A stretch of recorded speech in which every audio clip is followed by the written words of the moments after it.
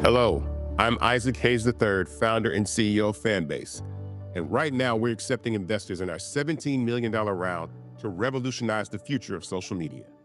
Today, for just $399, you can own 60 shares of stock in Fanbase at $665 a share. Go to startengine.com/fanbase and invest today. While the big platforms have grown too massive and disconnected from their users, Fanbase is building a platform where creators and users truly come first. We've already raised $8.6 million from everyday investors who believe in this vision, and now you can join them. This is your chance to invest in a social media tech company with over 1 million users that is disrupting media by allowing anyone to reach all of their following and monetize their content from day one. The market is changing, big platforms are failing to serve their users, and Fanbase is stepping up to fill the gap. Don't wait until it's too late. Invest now. Invest for yourself and your future. Go to startengine.com/fanbase and own the future of social media.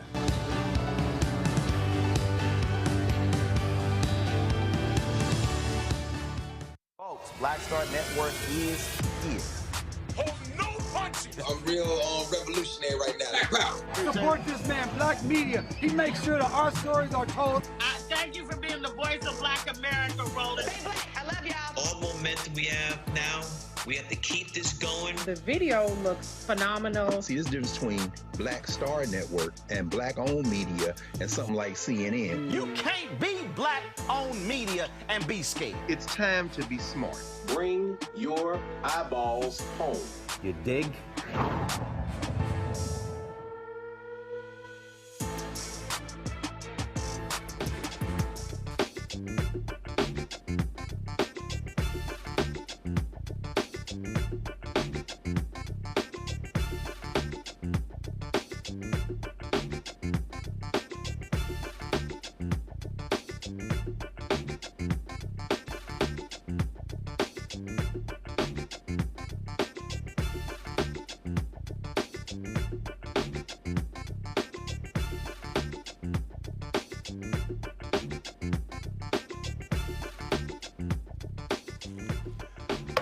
Today is Tuesday, February 18th, 2025, coming up on Roland Martin Unfiltered, streaming live on the Black Star Network. Massive layoffs are affecting thousands of federal workers who are now figuring out their next steps for survival. And Doge keeps lying. Y'all, they told us, oh my God, we found 8, 10, 15, $20 billion in cuts. When you read the fine print, it's only $8 million. What the hell's going on? A self-described nonpartisan nonprofit organization reported that its post-election analysis in Clark County, Nevada, produced results consistent with voter manipulation. We'll talk with the executive director of the Election Truth Alliance. Grifter Lindy Li, you know, the former DNC fundraiser who claims she raised millions for the Harris campaign. Well, guess what? She gets questioned about who she voted for, but then former DNC chair Jamie Harrison drops the boom on her on social media. He said, either you lying or you a liar. It's a whole lot we got to unpack today, y'all. It's time to bring the funk. I'm Roland Martin Unfiltered. On the Black Star Network, let's go. He's got it. Whatever the biz, he's on it. Whatever it is, he's got the scoop, the fact, the find. And when it breaks, he's right on time and it's rolling. Best believe he's knowing. Putting it down from sports to news to politics. With entertainment just for kicks, he's rolling. It's on go, roll, roll, y'all. It's Roland Martin, yeah. Rolling with Roland now. He's funk, he's fresh, he's real, the best, you know he's Roland Martin now.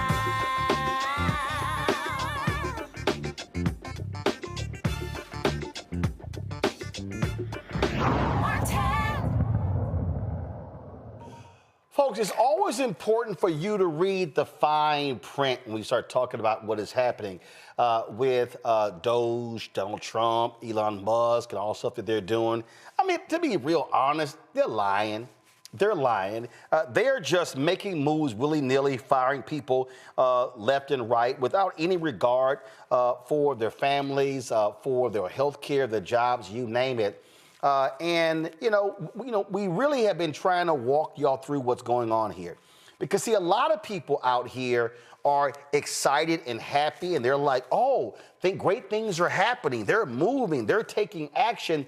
But it's sort of like people who are moving chairs around the Titanic. Oh, you're like, hey, there's action. Things are happening, but are things really happening? Or are they just breaking stuff just for the hell of it, that gives you the impression that things are actually going well? So I came across this video of poster Frank Luntz, and he made this claim. That former Biden and other voters made the claim that they, quote, love the pace of what's happening. They love how fast things are moving. But you got to ask the question, are things actually moving? What's actually happening?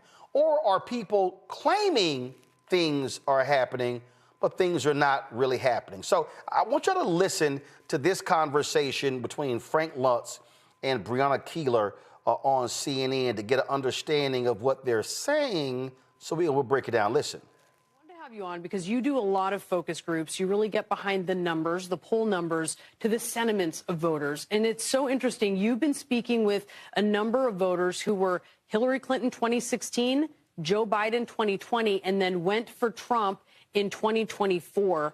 How are these folks seeing the early days of Trump's second term? Pretty well.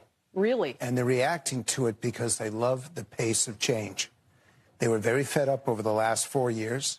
They wanted action. They wanted results. They looked at prices. They looked at affordability, looked at immigration, and they didn't see anything happening. They still don't like what he says, but they like what he does. And these are Democrats now who felt that they were not securing the border. They were doing nothing to prevent illegal immigration, that nothing was actually happening. They wanted to see a reduction in wasteful Washington spending, and they're seeing that.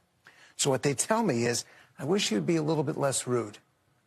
But at the same time, they like what he's doing. They believe he's serious about it.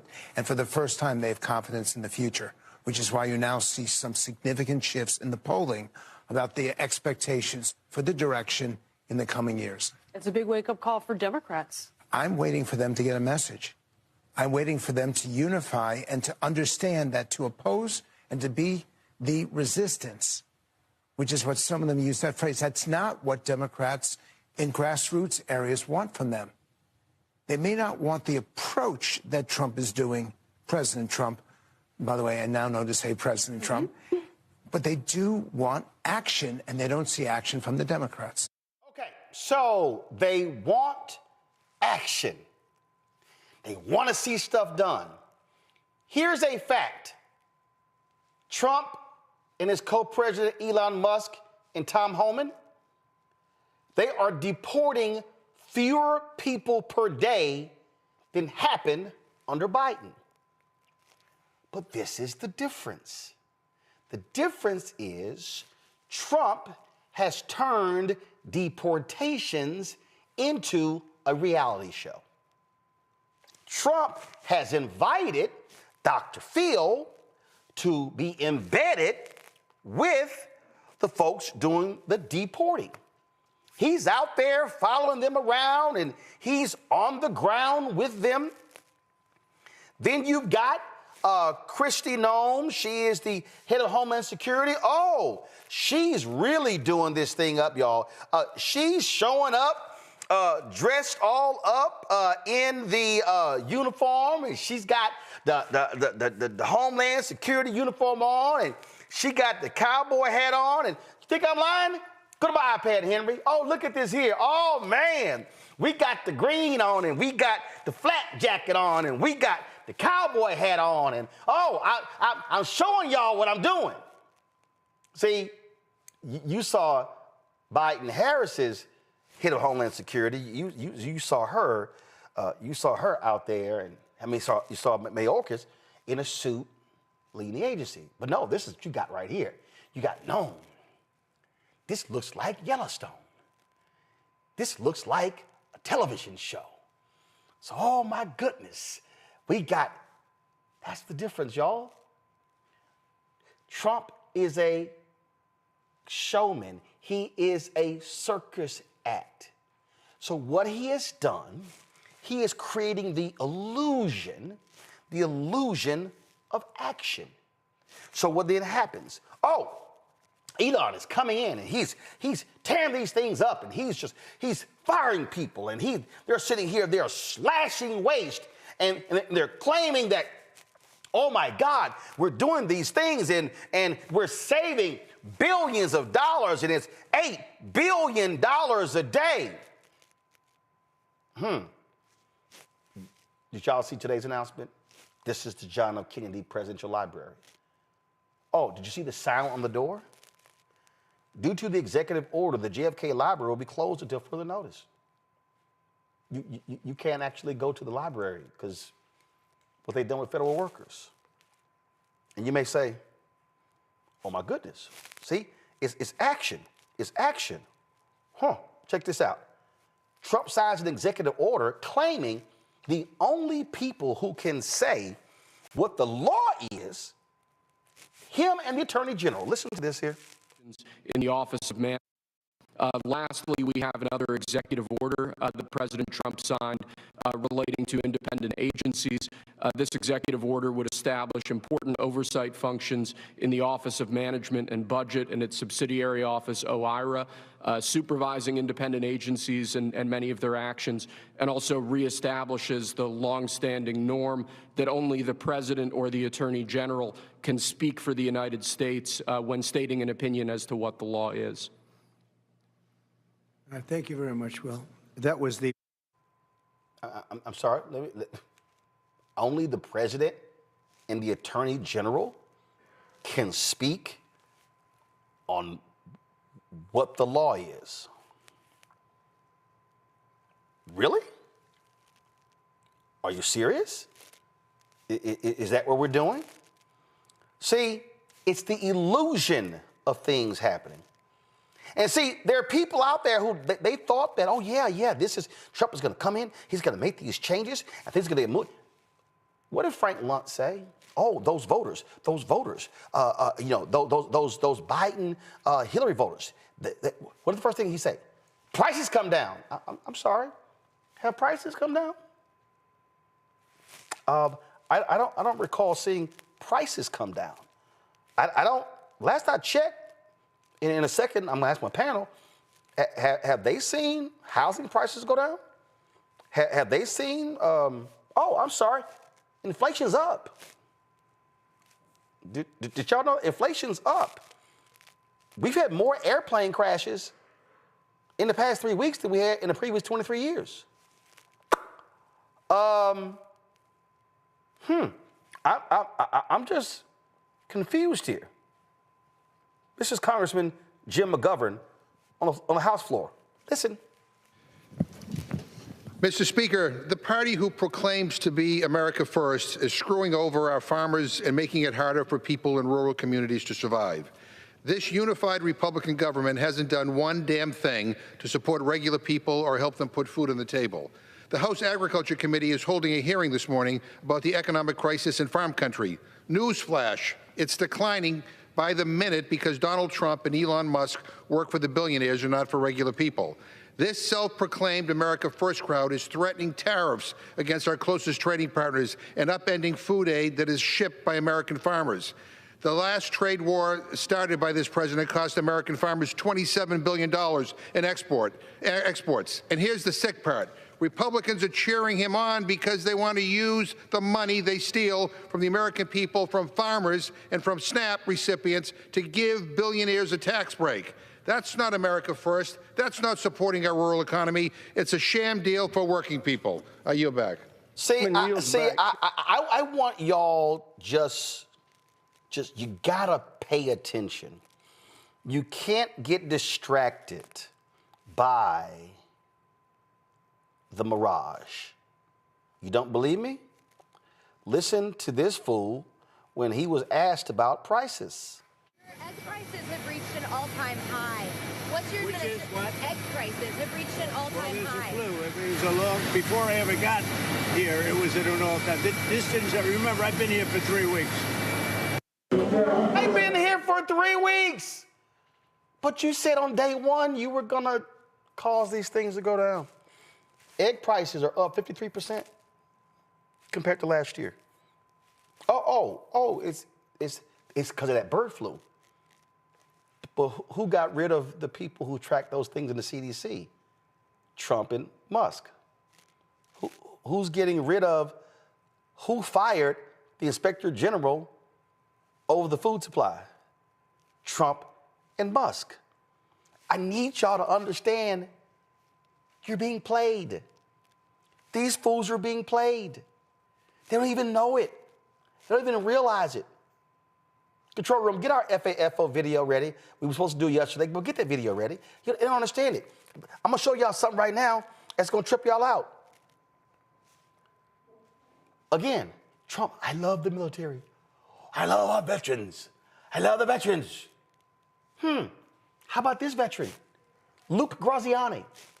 The man has disabled Army veteran, 4 kids, did 3 tours. Guess what? He got fired from his Bronx VA hospital. You see this right here? He got fired. That's right. He served 20 years in the Army, first as a supply specialist, then in public affairs, deploying for 2 tours in Iraq, another 2 in Afghanistan, for retiring in 2023. So let me explain to you what's going on. Okay, so Trump's, I love the military. So he's firing VA workers, veterans. So now veterans, it's going to be hard for them to get their health care because it's the federal workers who deliver the services.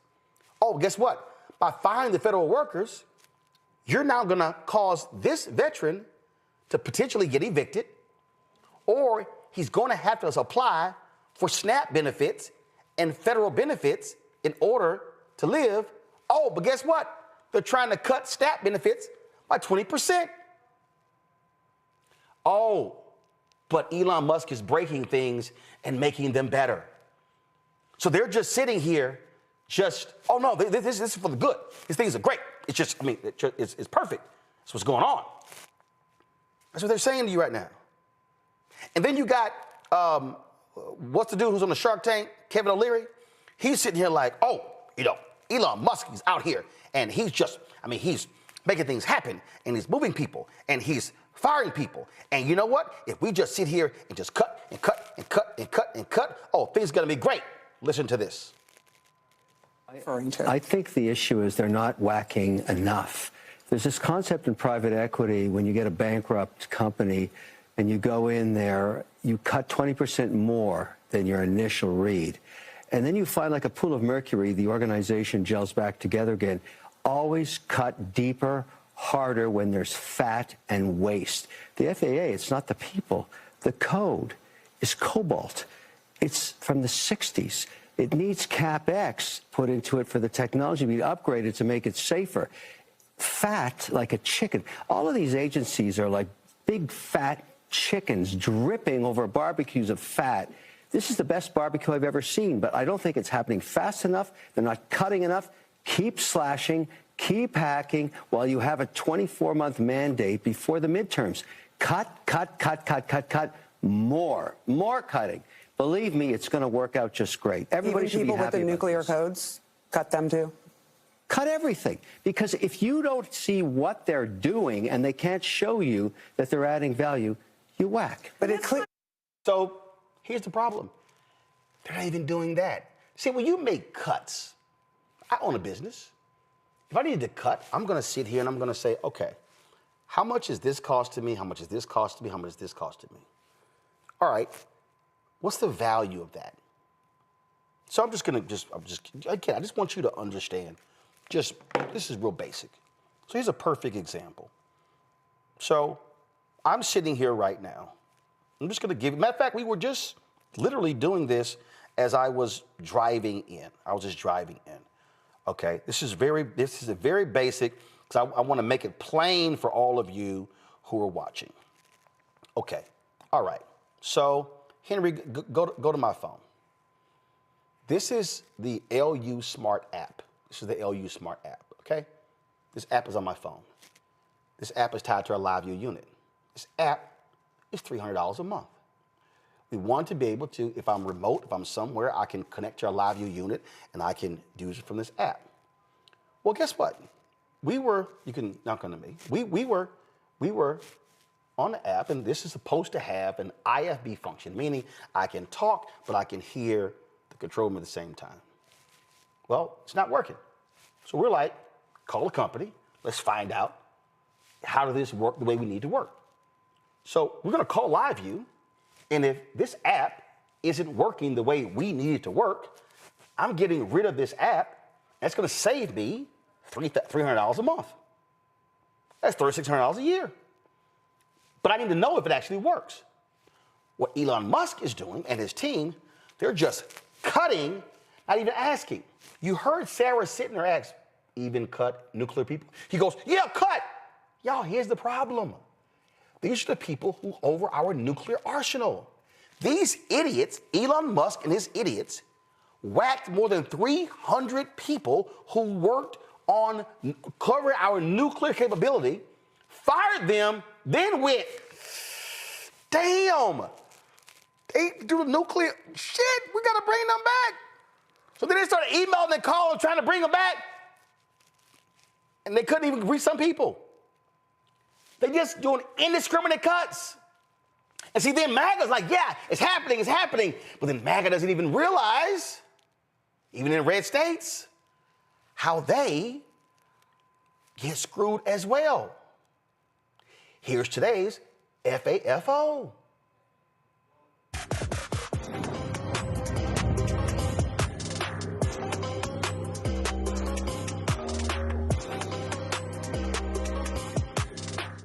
Someone to explain something to me. I live in Alabama, and my utility bill usually averages between $200 to $250 a month. Can someone please explain to me how my utility bill went from $250 a month to $696? Girl, did you say Alabama? You know exactly why your electricity bill is going up. Did you get this letter in the mail by chance? Yeah, it was sent to the residents of Huntsville, Alabama. It says that your electricity bill was going up because of Donald Trump. It has his name actually right here. Pretty clear, you know what I mean? It said, hey, he ended through executive orders, some federal grants that were lowering your electric bill. This is the best round of FAFO, and I wasn't going to ream you too hard, but then I went and saw your repost. You posted a lot of stuff from little human being guy, you know, Charlie Kirk, a lot of Daily Wire stuff, a lot of Donald Trump thirst traps, if you will. It said, oh, I know exactly who you voted for. You're the perfect candidate for this video. This is a result of what you voted for, honey. This is a thoughts and terrorists, tater tots and chairs kind of moment. I just want you to enjoy and like soak that all in. Take it all in. This is what you voted for. Anyways, my name is Mercedes Chandler. Give me a follow or you won't see my face again. Thank you. Goodbye. And FAFO. She's complaining that her utility bills went up, and the idiot doesn't even realize they cut the grants that lowered her utility bills. This is what I'm talking about. So people are like, yeah, they're moving. It's great. Because they're not even realizing how bad it is. Last point before I go to my panel. They laid off a bunch of people at the Atlanta-based CDC. And they said, oh, they got an email, poor performance. Do you know what they were getting in their performance reviews? 4.75 out of 5. Yeah. This is impacting researchers with excellent performance records. The people who are looking at stuff like bird flu and other diseases and measles outbreaks. You name it, that's what's going on. And guess who all of a sudden is speaking up? People like Georgia Governor Brian Kemp, who did all he could to elect Donald Trump, and even he realizes his red state ass is getting jacked by the idiots in Trump's administration. I know they have some layoffs at the CDC and other things, but you know, government can stand a little right sizing. And I know from the state of Georgia's perspective, if you take out higher education and you look at the number of people that we have in state government, it's close to what we had back in 2008. Interesting. But we're doing more work because we got more efficient through technology. We're paying our people more. So instead of hiring more people at the same pay rate, we're paying people more, keeping the same numbers, but doing more work because we're using technology. So why can't the federal government do that? I think they can. That's all cute, but wait until they start whacking your benefits for farmers. What happened when Trump would not give you additional money for Hurricane Helene? Oh, Brian Kemp, you're going to be crying then. Dr. Mustafa Santiago Ali Jones is former senior advisor for environmental justice at the EPA out of D.C. Randy Bryant, entrepreneur, author of Never Says, 25 Phrases You Should Never Ever Say to Keep Your Job and Friends. She's joining us out of D.C. A. Scott Bolden, attorney, and also, of course, former leader of the PAC for the National Bar Association out of D.C. as well. Here's what is so hilarious about these people, Mustafa. They're slashing, they're making cuts.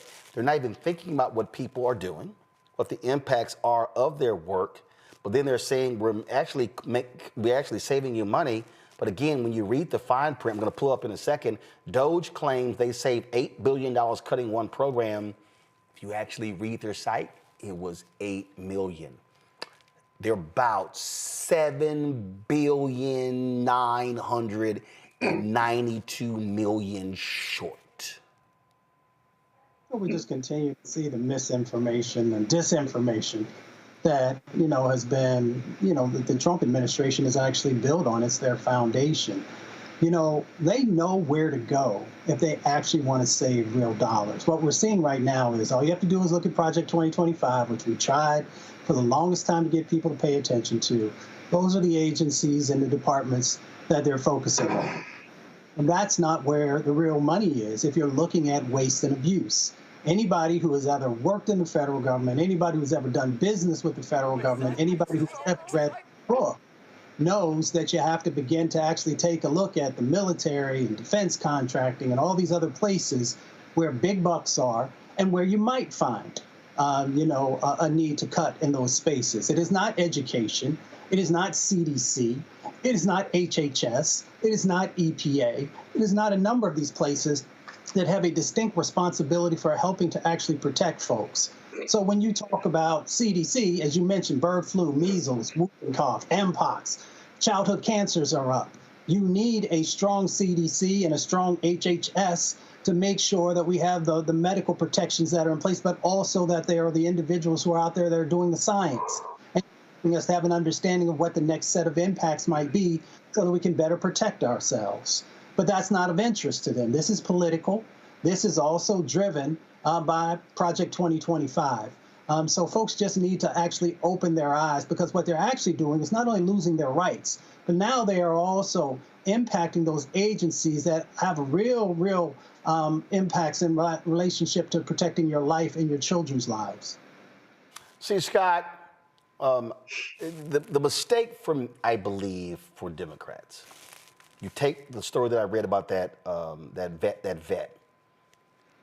If I'm Congressman Hakeem Jeffries, if I'm Ken Martin, the Democratic chair, if I'm Senator Chuck Schumer, every day I'm looking for 3 to 5 stories like that. And you know what I'm doing? I'm sending that to every member, and I'm saying amplify, amplify.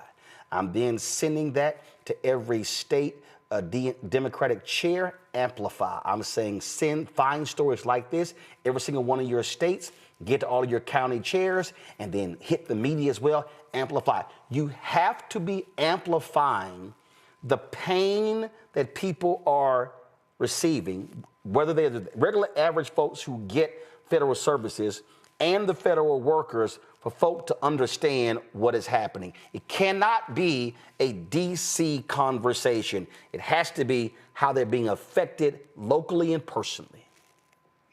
Yeah, and it's really about messaging, which is what you're really talking about. You know, Donald Trump, it's a sham, right? We call him Don the Con for a reason. He's Don the Con because he riffs and says all these things that are just hyperbole and not true. So the cutting of the federal budget or these agencies, right? Let's be real clear. I was listening to Mustafa, I think we're giving him too much credit. He's not cutting fraud, waste, and abuse. He's cutting programs and agencies that he doesn't like. So he's cutting DEI. He doesn't like it. They're not fighting fraud, waste, and abuse at the CDC or at Department of Education or any of these other, or USAID. They just don't like the program. And so Republicans and Donald Trump define fraud, waste, and abuse with what they don't like, what they call wokeism, what they don't believe we should be spending money in. And that's the illegality part of what they're doing in large part, because only Congress that's allocated money can cut those programs, cut those agencies, decimate those agencies, reduce these costs, and fire these people. And they're getting around it by the rhetoric and the messaging of fraud, waste, and abuse. And then they lie about it, right? And their people, half of America or more, believe it. And then, as Brolin says, there's no counter messaging to it. And so it becomes, quote, the truth. The media picks it up. Their supporters repeat it. Everybody who's ever illegally come into this country is a criminal. 400,000 people from the Congo, he said today, are the worst of the worst criminals. If you don't have a counter message, it becomes the belief. It becomes their truth, and then it becomes America's truth. You have Roland Martin saying, wait a minute, this is all BS, but he's a voice, and others are voices in the wilderness because the DNC won't get its messaging program together. It's not just, that veteran who got cut, if you will. Yep. It's the messaging behind it. You got to get the messaging behind it to counter the lies. And I love how I didn't know these things were going on. I don't know nothing, see nothing. Listen, Randy, watch this here, and then I want you to respond, and then we're going to go to our next guest. Listen. Mr. President, given your concerns about corruption, you said that if there were any conflicts of interest with Elon Musk, you wouldn't let him anywhere near it. That's right. Doge and SpaceX employees are now working directly at the Federal Aviation Administration and the Defense Department, agencies that have billions of dollars in contracts with Musk's companies or that directly regulate his companies. How is that not a conflict of interest? Well, I mean, I'm just hearing about it, and if there is, and he told me before I told him, but obviously I will not let there be any conflict of interest. He's done an amazing job. they've revealed, in fact, he's going to be on tonight, a big show called Sean Hannity at 9 o'clock. And he's on and I'm on, and we talk about a lot of different things. And any conflicts, I told Elon, any conflicts, you can't have anything to do with that. So anything to do. I'm confused, Randy, how they said also he's going to self-report. Wow, that's going to do it. Right. Wouldn't we all like to be our own evaluators of how well we're doing on a job? And let me just say this. It's a major conflict just for the simple fact that he is in the position. It's unconstitutional. The Senate must approve for someone to have the power that Musk is having and has been granted. So already we're talking about a conflict. He's going in and he is saying that he's trimming the fat in our government. But even when you look at the workers that he is firing with no cause, federal government compensation, they take up that's 4.3% of the federal budget. 4.3%. So when they say they're cutting the fat, and they're doing it to help, alleviate this government, they're not. There's no reason for them to do it. They're firing these people, and they're a tiny percent of the federal budget. So we know that there's no real reason. See, actually, I got to stop you there. I'm just being straight up, Randy. What you just laid out, that argument does not work. Here's why the argument doesn't work. I'm here to listen. No, we should never use that argument. Because when we say, oh, this is just a tiny part of the federal budget, then somebody says, yeah, but it's $8 billion. $8 billion to somebody who's making $40,000, that's a lot of money. That's not what we should actually be saying. We should be saying, this is what they do. What they're cutting are the people who inspect your food. Guess what?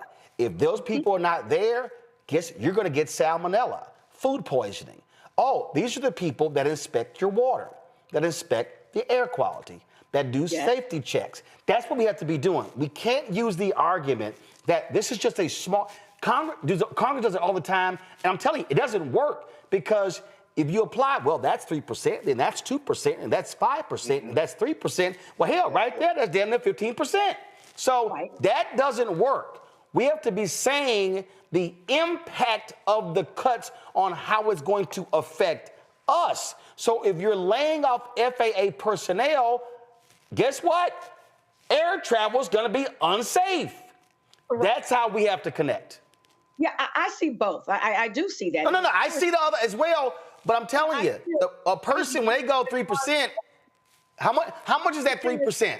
How much is that 3%? As far as the messaging, but what I'm always hearing them say is that they're trimming the fat because we don't want big government. And I'm saying that's not what's making the government big. But also, yes, absolutely to your point, we're seeing the bird flu, of course, going crazy, and it's now in our products. Cows now actually have it, and we need to recognize that. We're seeing planes drop out of the sky. We're seeing where our food supply and farmers are struggling to keep things going. We're seeing measles, an outbreak of measles that's unprecedented that we haven't seen in centuries, because we have someone, our health chair, who doesn't believe in vaccines.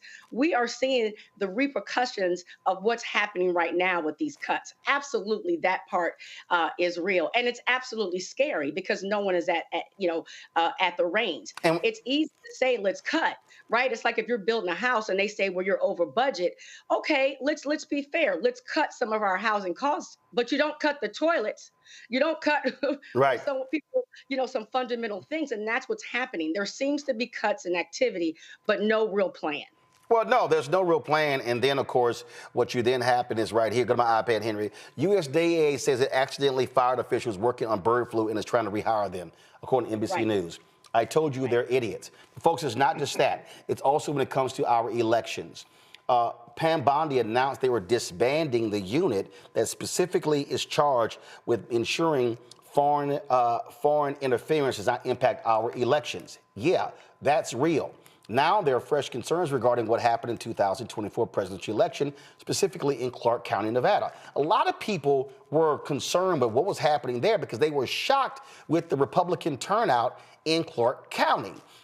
They said, hey, significant number of union workers there. It has always been a Democratic stronghold. Now a nonpartisan group called the Election Truth Alliance, or ETA, has wrapped up their independent investigation of voting data from Clark County. They found some unusual patterns that they say could point to, quote, potential vote manipulation. Nathan Taylor, the executive director of the Election Truth Alliance. He joins us right now.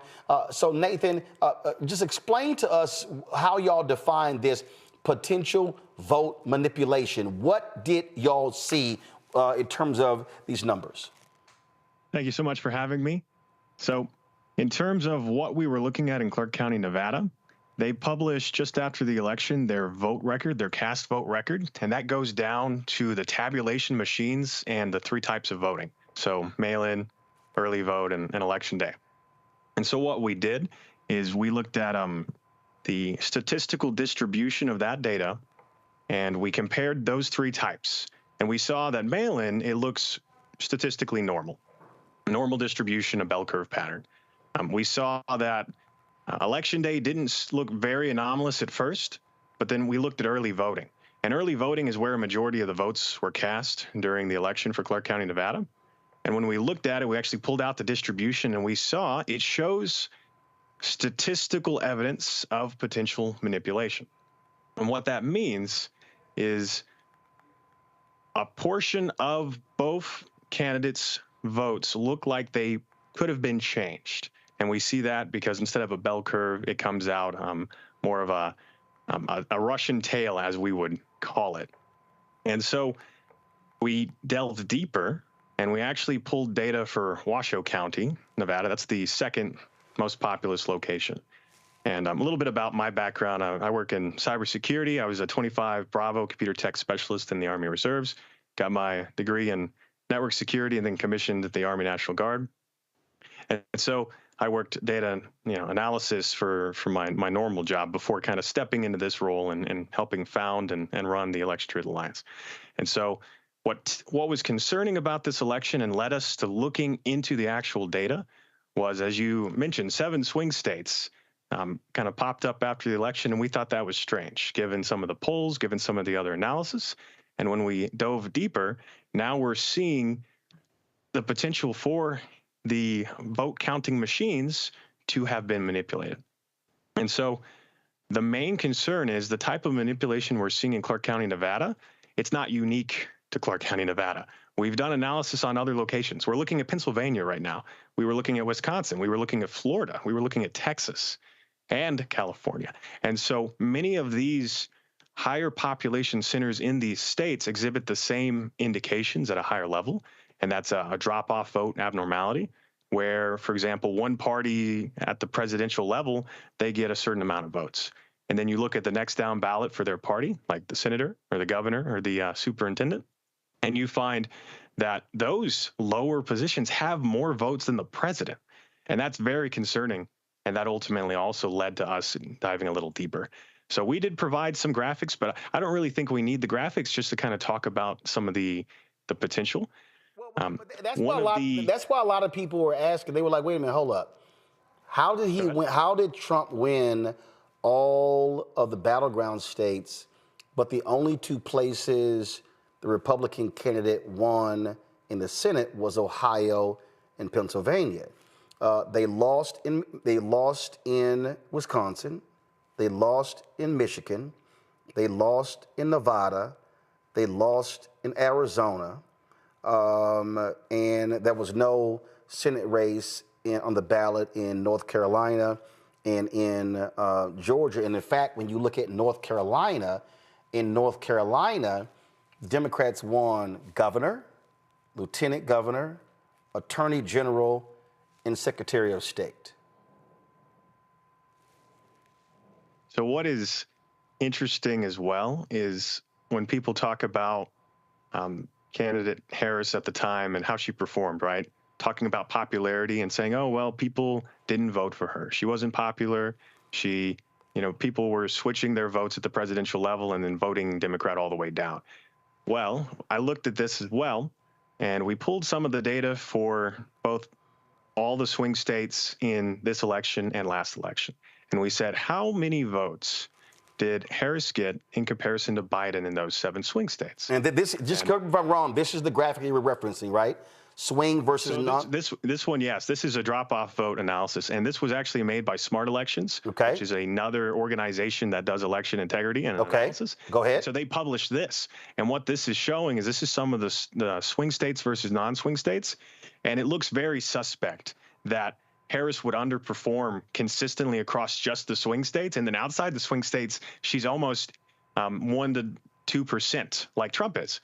So for instance, in this first graphic right here, it shows that in the swing states, it shows red 752, blue negative 189. Yet in non-swing states, it shows red 464 and blue 351.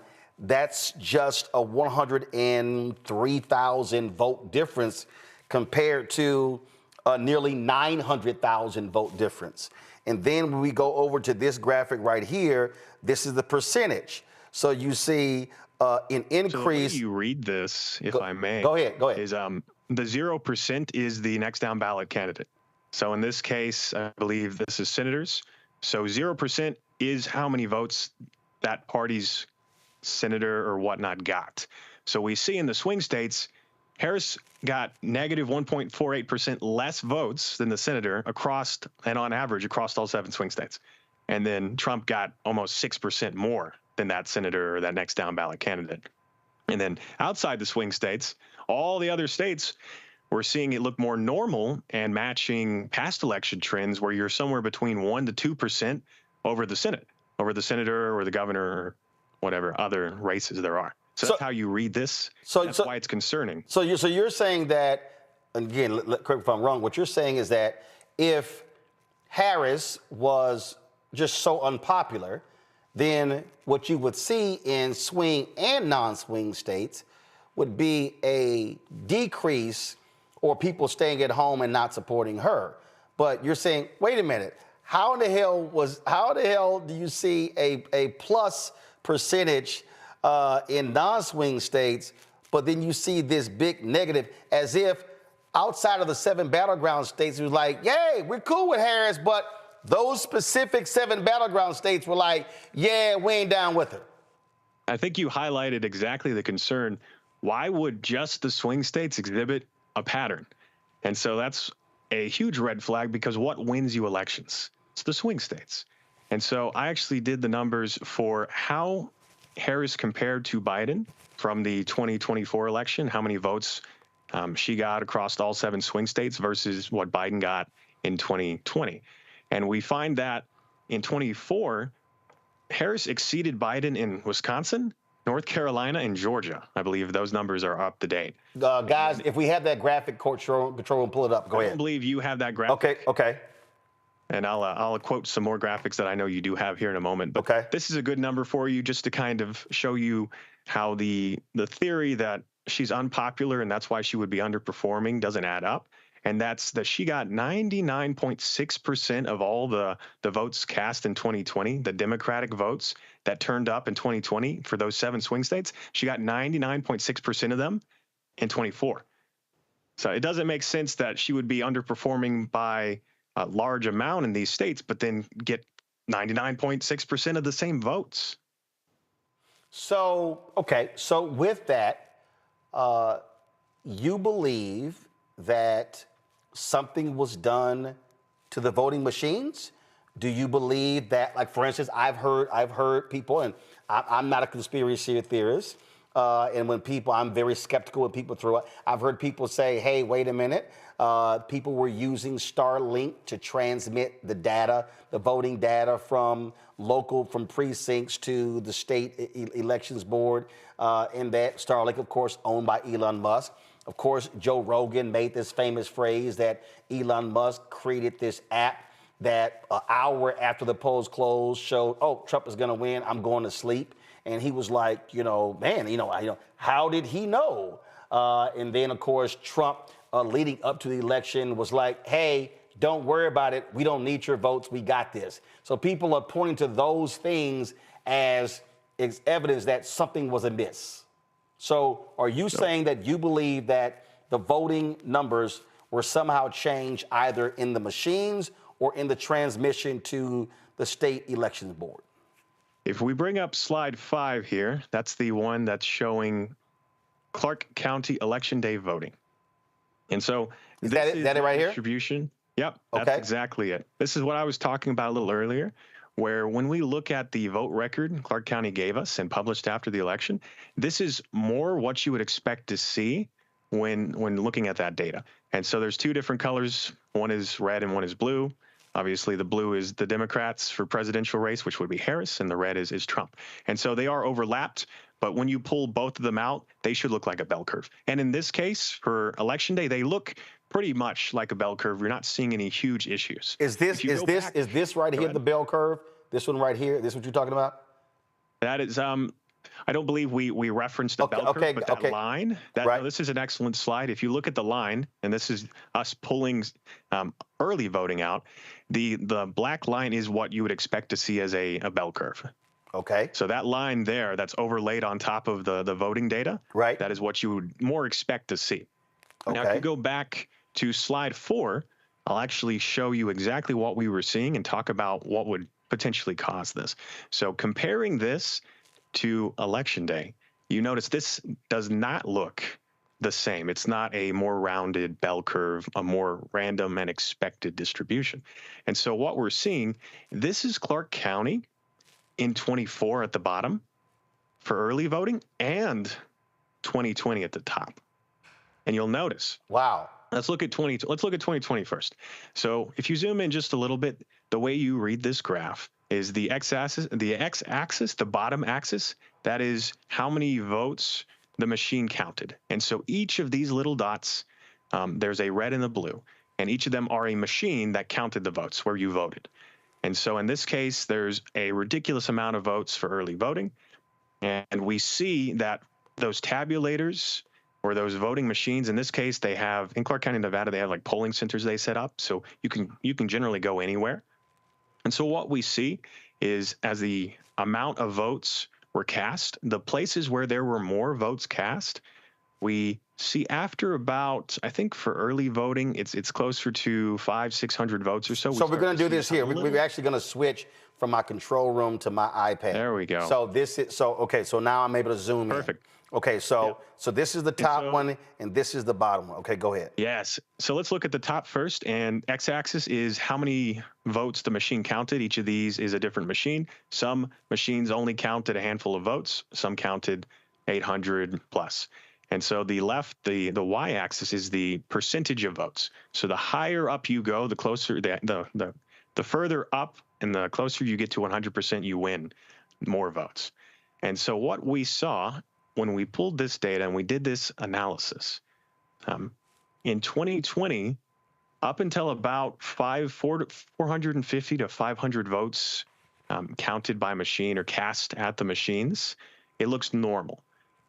Right. So that's that. 500. Go ahead. Okay. Then 500, all of a sudden, we see a lot of red above 55%. Right. We see separation. Okay. And so what's interesting is if you kind of break this down into the correlation or the trend, as more votes were cast at higher populations, the Republican Party benefited. And so what was weird about this is in 2020. What was weird about this is counterintuitive to how voting patterns normally are. Well, one, you don't generally see a trend as more votes are cast. You just see a better reflection of how people, generally feel. Okay. And the problem is Democrats generally benefit at high populations because they live in high populated areas. So this makes very little sense for either of those reasons. So this is 2024 right here. Above. This is 2020 at the top. Yeah, at the top. This is 2020 that we're seeing right here. And this is 2020. This is 24. And this is 24. Wow. And so if you use the same concept, we see about from 250 to 300 onwards, that normal distribution just disappears, right? And you see you see aggressive separation. Right. So this is normal right here. As you say, this is normal. The first part is. This is normal. Then all of a sudden you see these gaps. Yes. And so you're not supposed to see separation like this. And when we pull out the distribution, the slide we were looking at before, you can go, I think, two slides or so, you had the bell curve slide. And I'll show you exactly why this is concerning and what this potentially means. So there's a slide with both Harris and Trump, and they have a bell curve overlaid. It's a red and a blue graph. And that's actually that distribution we were just talking about for early voting, but in a different way to analyze it. All right. And so what we see, let me find that, is when we look, instead of the normal bell curve for early voting, we see. Is this it right here? I want to make sure is this it? This is election day. This is great. So this is your other way of looking at it. Notice election day generally fits the bell curve pattern, right? Right. Yeah. There's a little bit of weirdness at the top. Right. And I can say we looked at Washoe County, which was the other county in Clark County, Nevada, and we do see the same issue, more aggressive for election day there and in 2020. So what we're thinking potentially happened, if you go to the next distribution slide and we look at early voting, but for this type of graph. This here? Here, perfect. So this, as I said, when you look at this statistically, and we have, so in the Election Truth Alliance, we have people with experience in statistics, data analysis. We have people with medical and engineer degrees. We have a little bit of everything. And so what we've done is we said, instead of this matching a normal distribution like you would expect to see, it shows potential manipulation. And what's concerning is, if we look at the top one, there's a concept here where if you want to win an election, or in this case, for voting data and distribution, the further right a majority of your votes are, after the 50% mark, you win. That's how you win in this case. And so what we're seeing, specifically in early voting, because it's so aggressive, we're seeing that a portion of the distribution is missing. And so this suggests, since in this case, this is candidate Trump, it suggests that his distribution shows that he's benefiting from potential manipulation. That votes, if you look at the bottom, Harris is missing a portion of hers, and since she's at a lower percentage, we see that skew. And so the way this could indicate is it has a rightward skew, and Trump has a leftward skew. And a leftward skew, or another term, is a Russian tail. And so a Russian tail is a term coined by Russian data scientists and data analysts in reference to a few different potentially manipulated Russian elections. And so they coined the term of a leftward skew, like if you go up, and I believe we also have a reference in this document, but it's if you benefit from potentially moving votes around, you're going to have this leftward skew like we're seeing in Clark County, Nevada for early voting. Now, what's interesting here, when you, I remember, so John Ralston is considered like the preeminent journalist when looking at data. And I remember every day he was tweeting and was shocked at the Republican numbers. And it was like, Democrats are in trouble in Clark County. And it was like, they're down. And people were like, oh my, I remember there was some culinary worker who had made a comment about, we're in some serious trouble.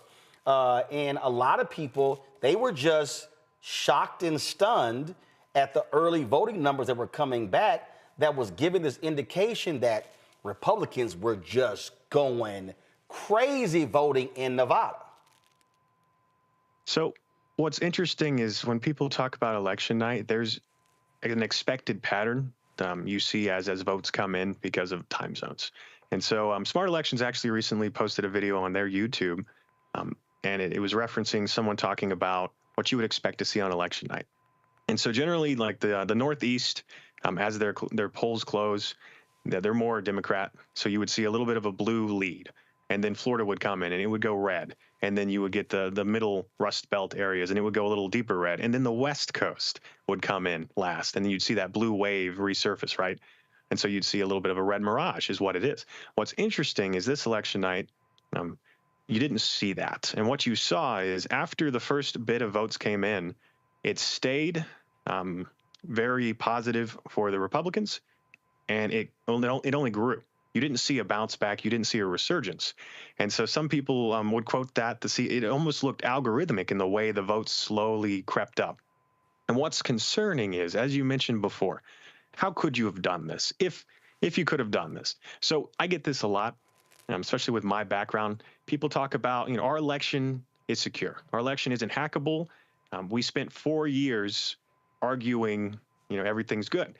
And so what's funny is when you actually look at our election systems, it's not that our election systems are secure or they're not. It's that every state runs their own election. We have a few different types of machines, and we have paper trails. And that's how we should be securing our elections.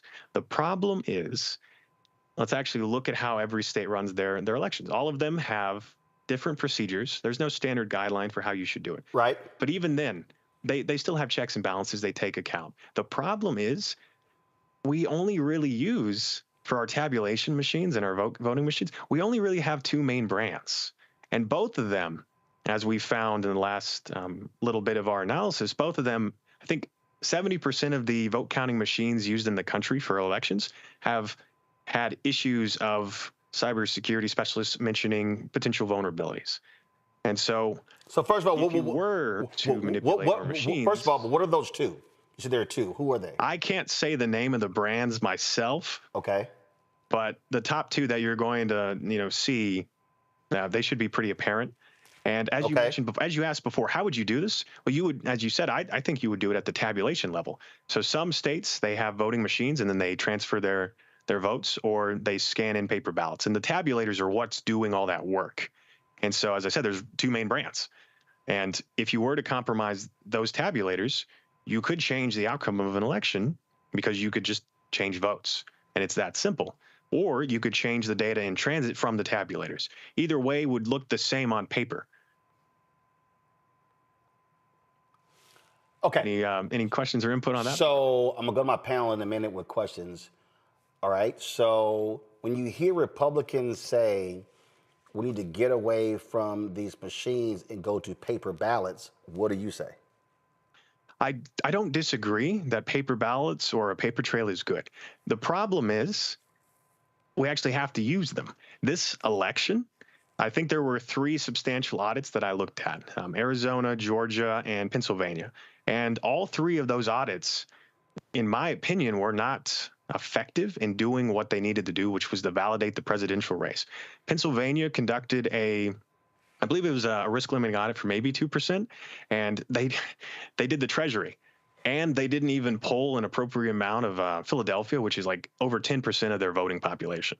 So it's things like that where if you don't set standards for what would actually catch manipulation, like we're saying potentially happened, and we're seeing indication of with the statistical evidence. And as I said, we're working on Pennsylvania and doing a statistical analysis like this. And I recently posted a video where we're seeing the same trend of, as more votes are counted, the Republicans start to lead as if a change was occurring in Philadelphia and in Erie County.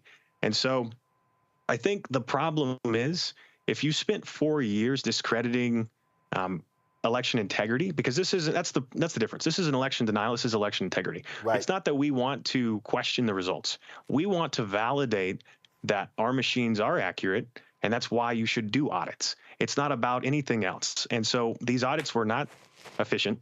These audits did not pass the standards, and they didn't even appropriately audit the races that could have been manipulated. And so to hold up, and Georgia and Arizona, they had their own different forms of audits, risk limiting audits, I believe. And I actually looked at those, and other data analysts and statisticians looked at them and said, hey, this isn't matching up either. There's some concerns of, these numbers don't really show. There were some errors in the reporting, and some previously reported numbers didn't match some in numbers, among other things.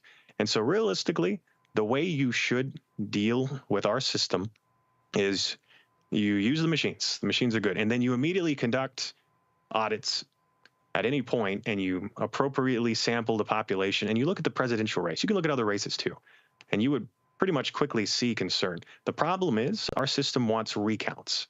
And so if you don't meet a threshold to do a recount automatically, and the candidate doesn't ask for one, it doesn't get done. It doesn't get checked. And so that's the issue we ran into this election. Questions from the panel. Scott, you first. Yeah, maybe. I listened to your data. I'm a former state party chair. I've run at least 4 local or presidential elections from the nation's capital, at least on the Democratic side. You'd have to agree that there are other variables that would counter your at least preliminary conclusions. For example, maybe the Republicans, those low propensity voters that the Republicans went after in order to outvote the Dems, outvoted the Dems and came out in huge numbers. And that was the differential, and that made the difference in the swing states and elsewhere.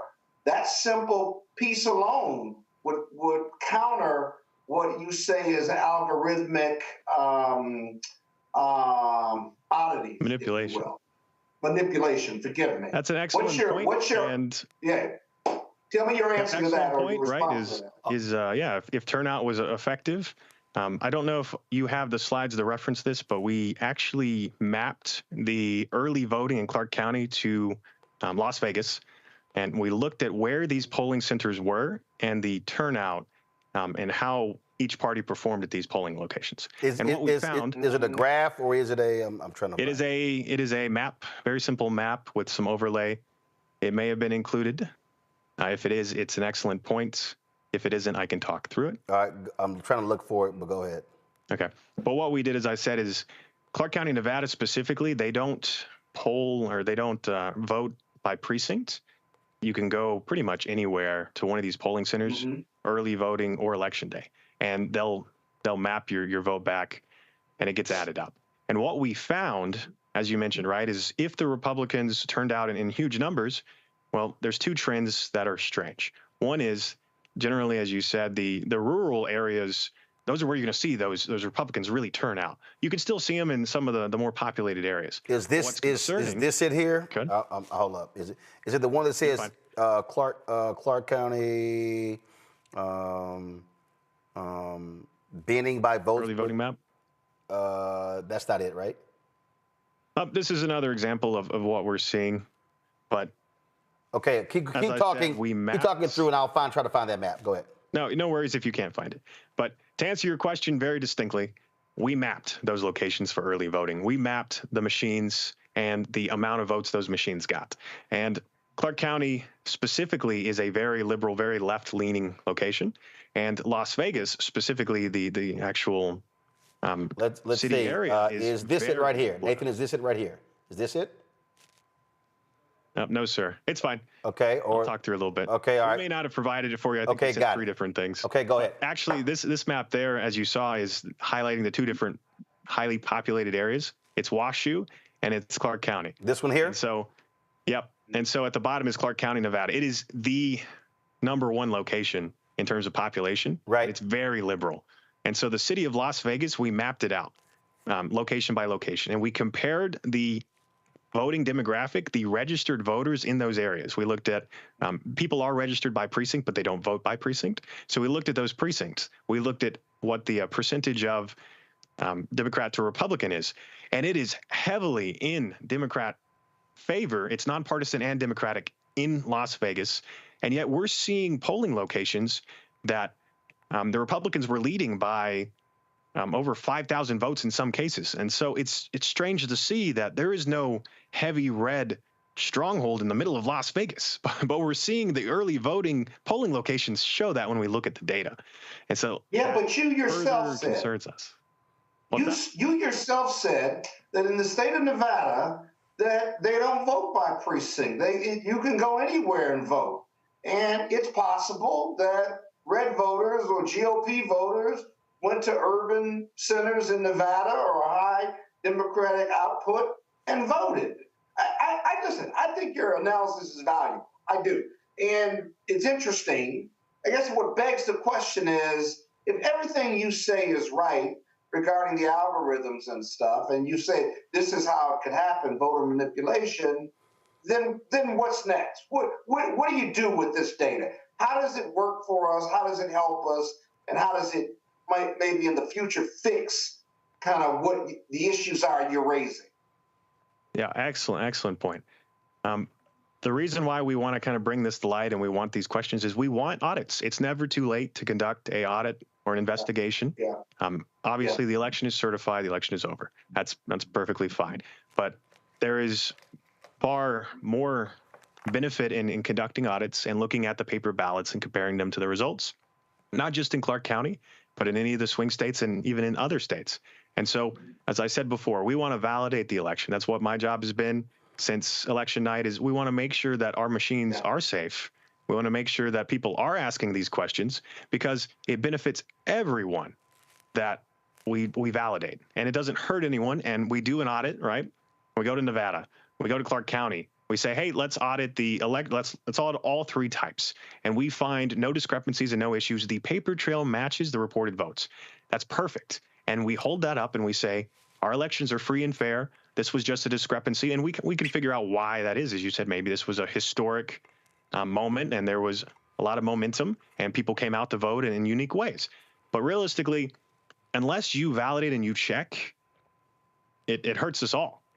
And so that's why we want accountability and we want audits, and we are willing to pay for them as well. I've reached out to a couple different organizations and entities to help us, push for those. Mustafa.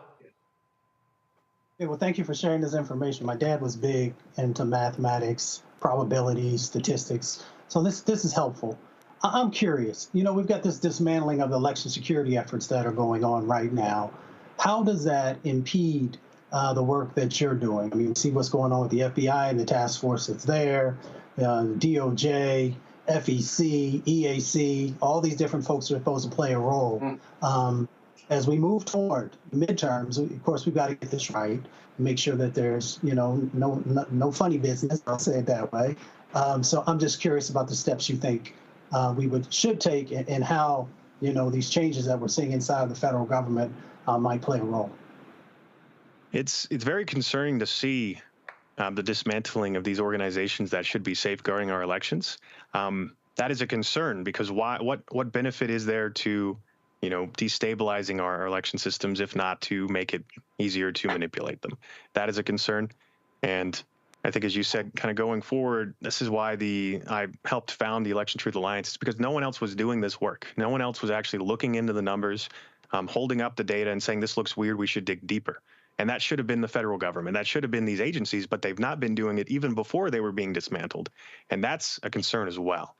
And so kind of going forward, as I said, we honestly just need to demand audits for both our local and state election officials. They can do it. They have the power. Your attorney generals and your secretaries of state, they could do an audit, and it, as I said, just be safeguarding. If for some reason we do audits and we do find discrepancies, that brings to light a lot of concerns, and it brings up the issue. And people ask me, why should we care about this now? All right, the election's over. Why should we care? And the problem is, if we don't validate this, and there was manipulation to the extent that we say could have potentially happened, that the data is indicating, that means there is no midterms. There is no next time. There is no election 2016, because if you can manipulate an election, you choose the winner. And, there's no coming back from that. He who counts the vote wins. Thank you. Randy.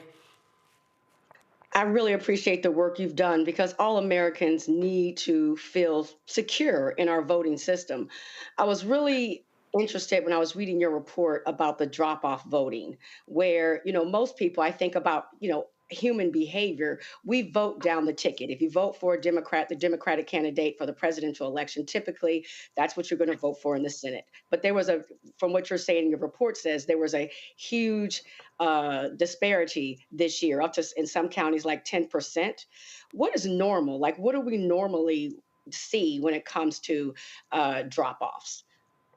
So what's interesting is most people think the Republican Party is very straight ticket.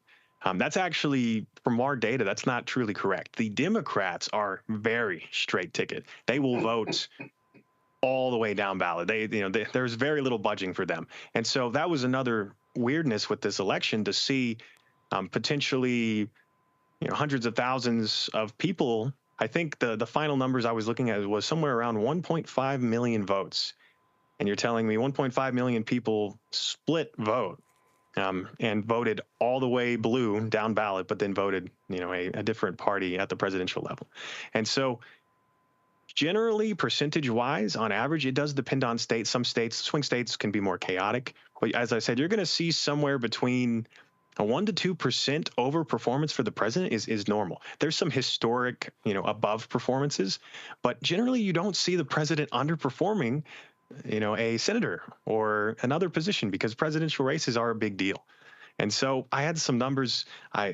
We've been looking at different states and looking at drop off. And so one that people don't even realize, we were looking at some of the non-swing states, and we were seeing Harris got negative 19% of the votes that the senator did there. And just some other crazy numbers, like Texas as well. She was under 4%. And my concern is, and the reason why we're concerned, that if there was a way to manipulate the votes, people don't realize how big of a deal it could be.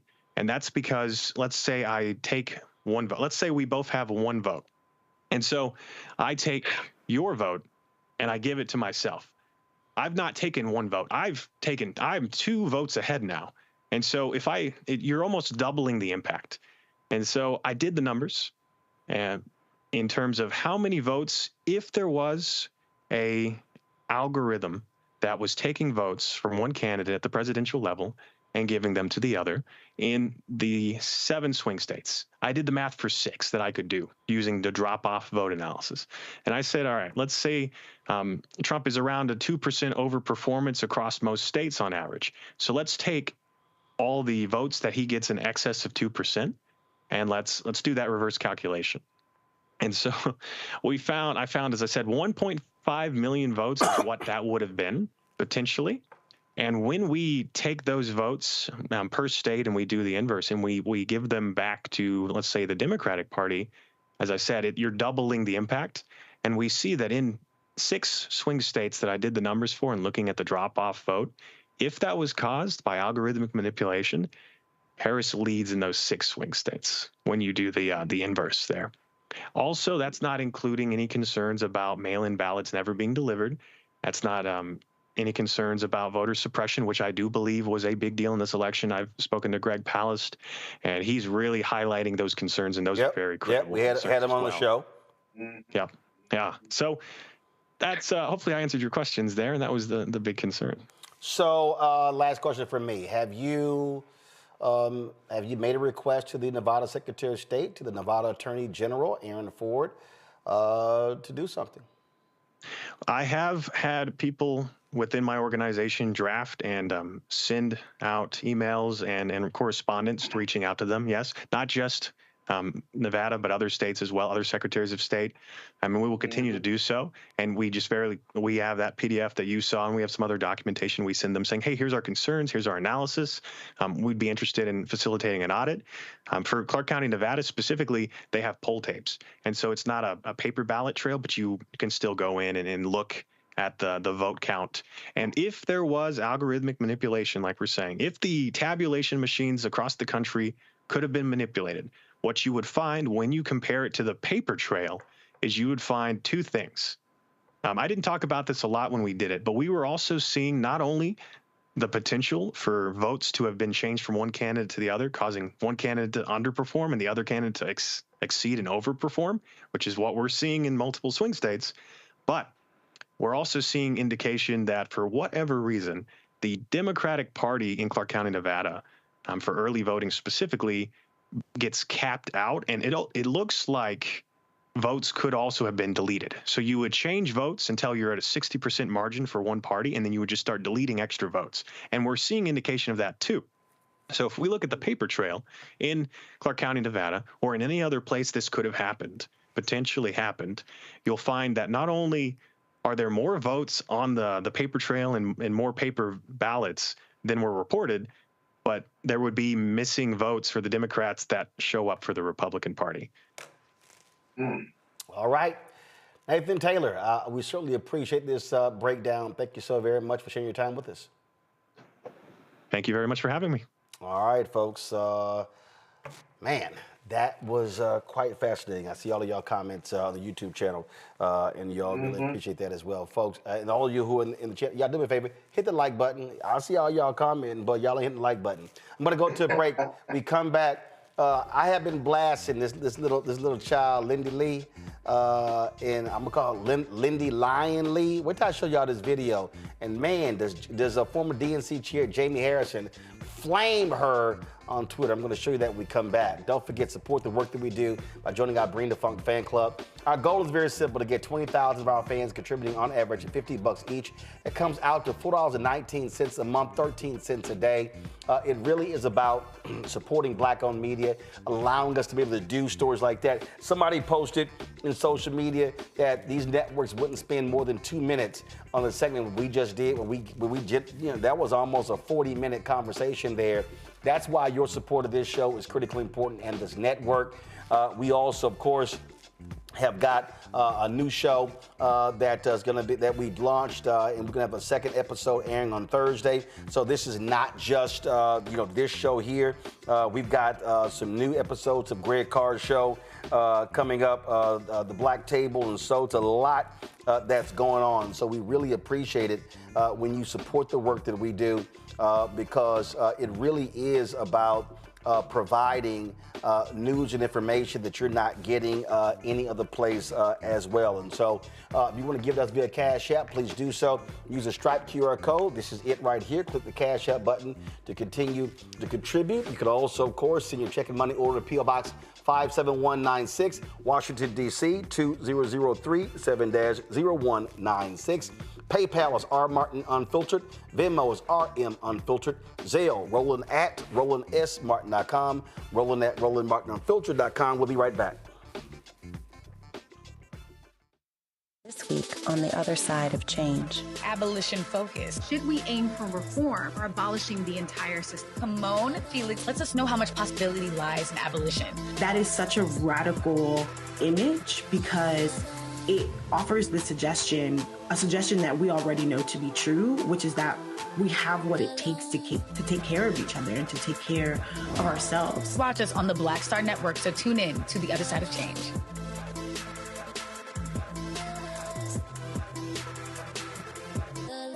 What's up, y'all? Look, Fanbase is more than a platform. It's a movement to empower creators, offering a unique opportunity for everyday people to invest in Black-owned tech, infrastructure, and help shape the future of social media. Investing in technology is essential for creating long-term wealth and influence in the digital age. The Black community must not only consume tech, we must own it. Discover how equity crowdfunding can serve as a powerful tool for funding Black businesses, allowing entrepreneurs to raise capital directly through their community through the Jobs Act.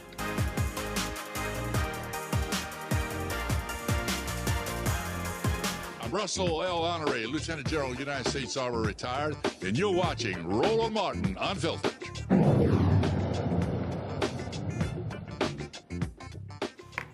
Am I the only one who gets a kick out of these so-called former Democrats who are now kissing lots of MAGA ass?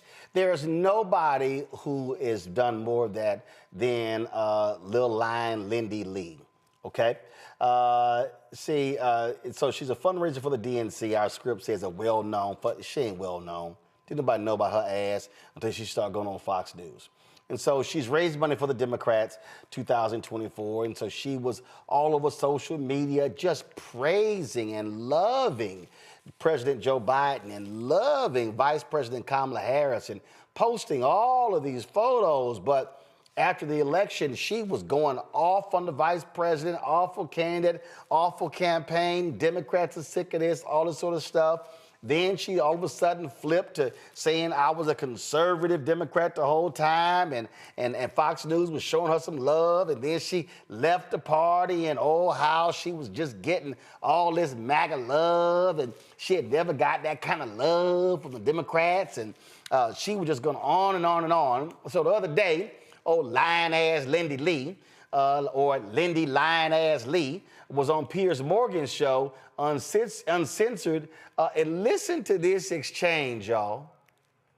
So out of interest, who did you vote for in the election? In 2024? Yeah. I voted for one person. I actually ignored everybody else on the ballot. Well, who did you vote for? Because I couldn't bring myself to vote for the Democrats. I was so disgusted. So you voted Trump? Can I plead the fifth? No. I will just say that. Let me just say one thing. I was so disgusted with the Democratic. What did you say? Who did you vote for? I will say that I voted for one person on the ballot. Yeah, who? Because I was so disgusted with the Democrats, I couldn't vote for. I hate you, but who? Who did you vote for?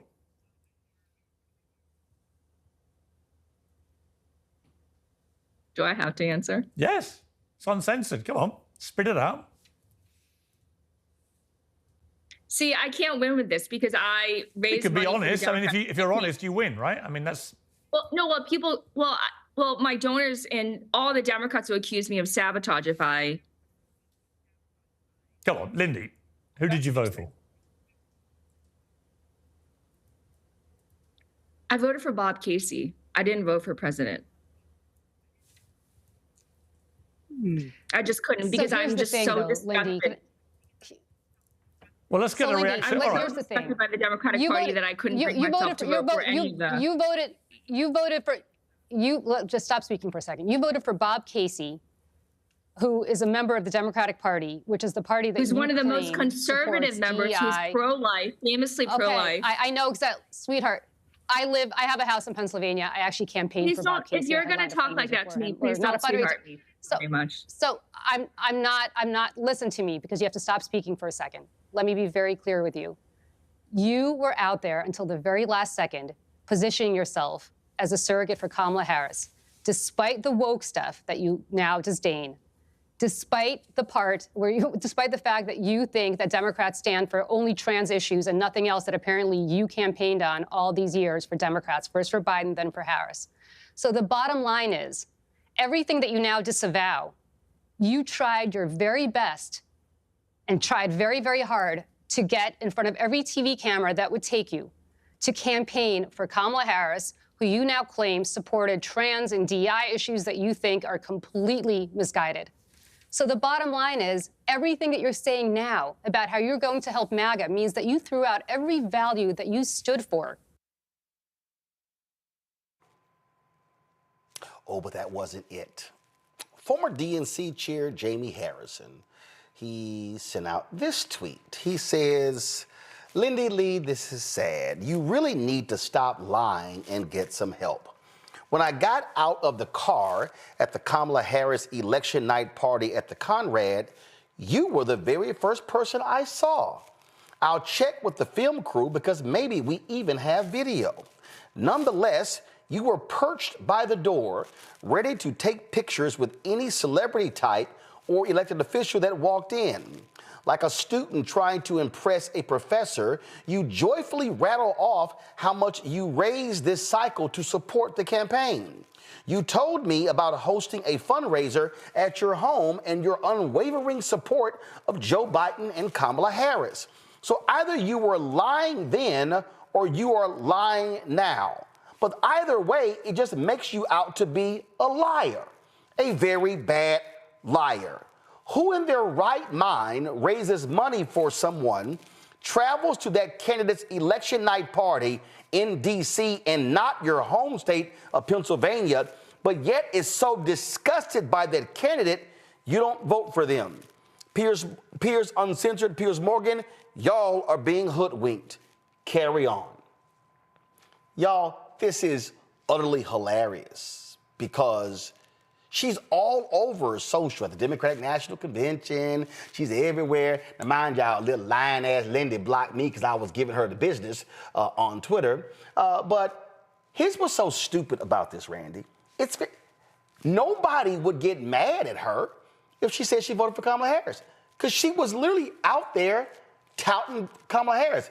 But now you're afraid to even admit, okay, so let's say you didn't vote for Kamala Harris and you voted for Donald Trump. And so what? Now you don't want to say it because what? Folks might get mad? I mean, if you voted for him, just say you voted for him. This is why she's a joke. This is why she's a liar. And thank goodness Jamie Harrison called Lil Lying Lindy Li the liar that she is. She's a joke. She's a token. She is available to who will give her the most fame. I mean, who does a 180 that fast? I mean, it will make you dizzy. She's turned so quickly. She's not a Democrat or a Republican. She's an opportunist. And she will go basically to who will give her the most fame. I mean, she's a flip-flopper. It's disgusting, and she should be embarrassed. And I am so happy that she is being read publicly. I enjoyed it. I actually went and watched the video a few times just for my viewing pleasure. I mean, I laugh at folk like her, Mustafa, because it's so transparent what you're trying to do. You're just saying you want attention. You want bookings. That's all you want. And so, and she got, people have called me names. They called me, called me all kind of stuff, called me out of my name, you named it, because you look like an idiot. I mean, it's different if we don't actually have video of you talking about how amazing and wonderful and awesome Joe Biden, Kamala Harris was, and now all of a sudden, they're just the devil. You know, Ida B. Wells once said, and my grandma used to say it all the time also, the way to right wrongs is to turn the light of truth upon them. Once they put that light on her, you know, they have a difficult time in being able to sneak away. You know, we just have to be very careful, right?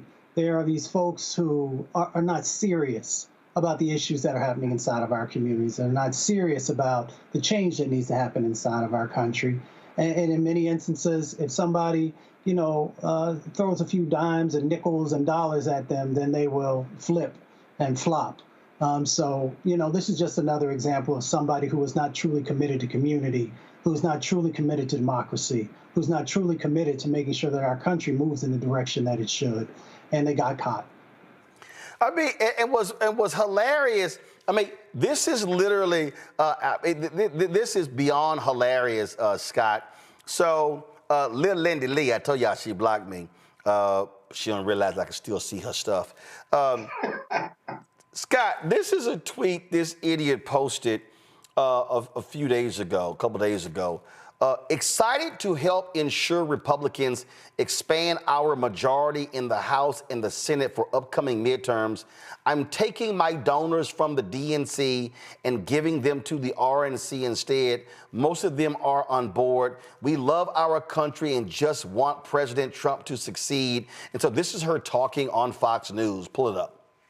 So a lot of my donors are business oriented. They just want America to prosper. And President Trump wants America to prosper, and he's very business friendly. So these people are not, you know, social justice warriors. They are not like gender crazy lunatics. They just want America to succeed, for us to have strong borders, close, you know, to have sensible immigration policies.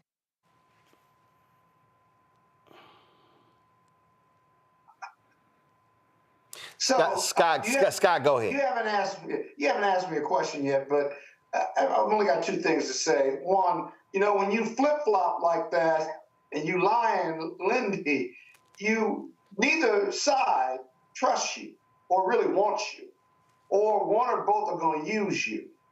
But I'm still trying to figure out why I should care about Lindy Li, or why I should even give commentary to her. Maybe, Roland, you tell me why I should care about this story. Because my first response is, I don't care. No. But I think it's important because people have to be very mindful of individuals who claim to be one thing and then another. Like I'm really laughing because this is from February 12th. To all the Dems who attack Elon Musk for being an unelected president, I have two words for you, Joe Biden. Biden wasn't running the country for the last 4 years. His unelected senior advisors were and operated in the shadows. You wouldn't even recognize their names so kindly, STFU, and she goes on Glenn Beck. People need to understand that these frauds, these liars, they exist. So I always tell folk, because see, it's some black folks as well out there who've been saying one thing and people like they champion for them. Beware of the wolf in sheep's clothing. Beware of the liars. They will always expose who they really are. But this isn't even a close call, Roland. It's not like you're a conservative Democrat and you're a liberal Republican and your voting record goes back and forth. She was all in. And the chaos, corruption, and criminality of Donald Trump versus Kamala Harris and Biden and all the values that they represent and everything that they are not, that Donald Trump is, this is not a close call. This is just outright lying and flip-flopping in order to show up to the Republican window with the winning ticket after the vote, if you will. That's all this is. So it's not even a close call. And I just love when they play the victim. Before you continue to defame, harass, or lie about me, please consider that I am a human just like you. I'm not a cartoon. I haven't made a single dime from telling the truth. I'm a human who is allowed to change her mind in the face of new info. I'm just someone who loves our country. Really, boo? Wait, really, boo? I love this. Really, boo? New info? Here was you on January 26, 2024. Can we please stop using euphemisms to describe Trump's crimes? He raped E. Jean Carroll. It wasn't just abuse. He terrorized our capital. It wasn't just a riot. He committed treason by colluding with Russia. It wasn't just a mistake. Stop whitewashing the crimes of this rapist thug. Sent at 11:26 p.m. on January 26, 2024. But, Randy, she has new information. Yeah, what about that old information? That old information is still the same. It's still the same. That don't change. Facts are stubborn. I'm sorry. Go right ahead. Randy, go right ahead. The only new information she received was who won the election. That was her new information. That was it. And that's when she changed for whom she was advocating. That was the information. When whoever won the election, that's whose team she's going to be on. Period. And I love this tweet here from a Kerr Bear. Lindy Li said the White House used to seat her in the front row so Joe could see her. Here's Lindy Li demanding a woman in a wheelchair move so she could be in front. Is that you, Lindy? Just saying. Just saying. Oh, how delicious it is. But you have folk over here who want to play the grift game, and now all of a sudden you're just, loving all of this. And Joe is great. I'm telling you, if y'all Google the videos, y'all are gonna just laugh at all the praise and the love and all of that she had for President Joe Biden and Vice President Kamala Harris. Lindy, by all means, we don't mind if the door slams you in your non-existent ass when you walk out. Oh, gosh, Roland. What? You would never allow us to say that. You could say, let the doorknob hit you where the good Lord splits you. No. My mother used to say. What? It's the same thing. I'm sorry, you use more words. I just wanted to talk. Yeah, we know you did. We know you did. So let the door hit her ass and on the way out. And so those are the kind of people, when you're in a battle, you're in a war, those are not the kind of people who you want on your side because they're liars. And so she can get all mad she wants to, but if we started pulling all the photos of her just cheesing and just loving, and if y'all pull the videos, I'm just happy to be at the DNC as an influencer. And this is just great and wonderful. All that sort of stuff that tells you how much of a joke this person is. And listen, there are others like that. And so I need people to understand why it matters, because there are people like her. It's about the check. They're switch sides all the time. And you know what? It's some people in Silicon Valley who are the same way. It's some people who have given money to the UNCF and the NAACP who now are standing against people. It's no different than, I'll give you a perfect example, the app Clubhouse. How many of y'all heard the story of the Andreessen and Horowitz, the venture capital firm out there? They hired Daniel Penny, the former Marine who killed the black guy on a New York subway. Oh, Scott, you're gonna love this. They hired him. Now, mind you, he went to school and studied architecture for 1 year.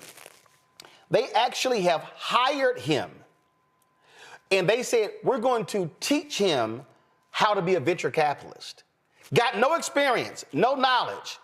Now, these people are complaining about DEI, but they hire a white guy who we only know who killed a black guy on the subway, found not guilty by a jury, and they hired him.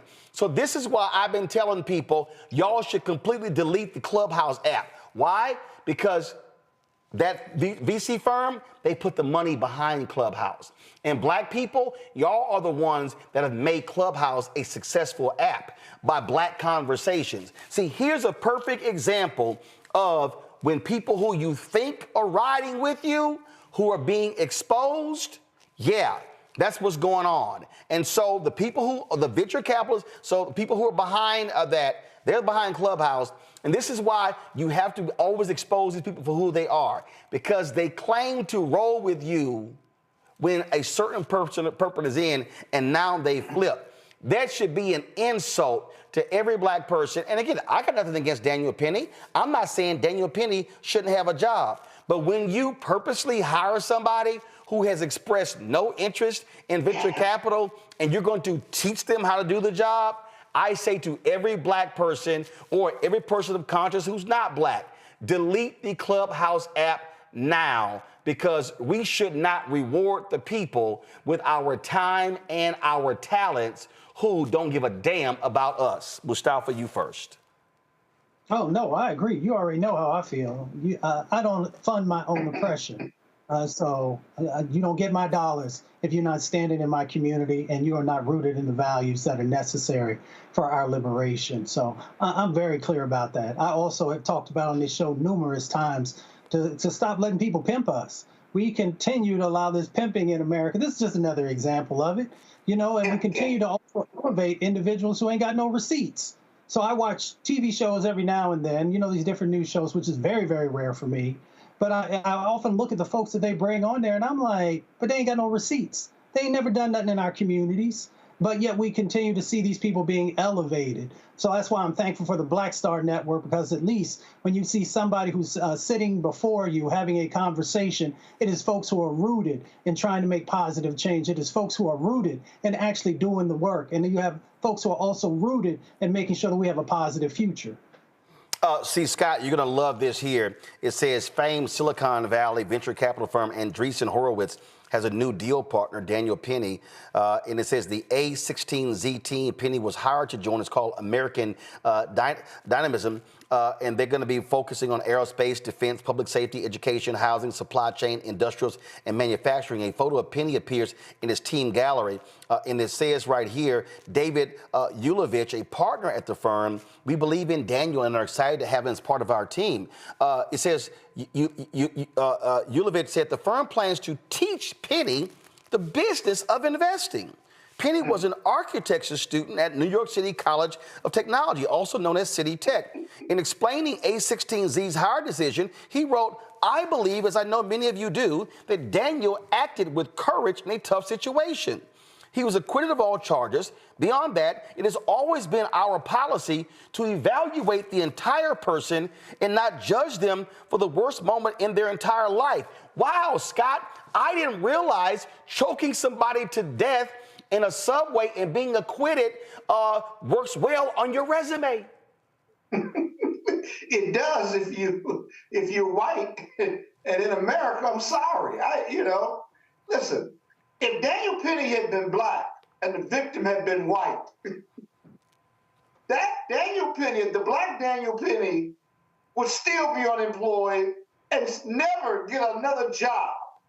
Daniel Penny, the white Daniel Penny, he run around with the president. He's the guest of these leading white conservatives wherever he goes, simply because he got acquitted. I mean, Scott, you're the major law firm.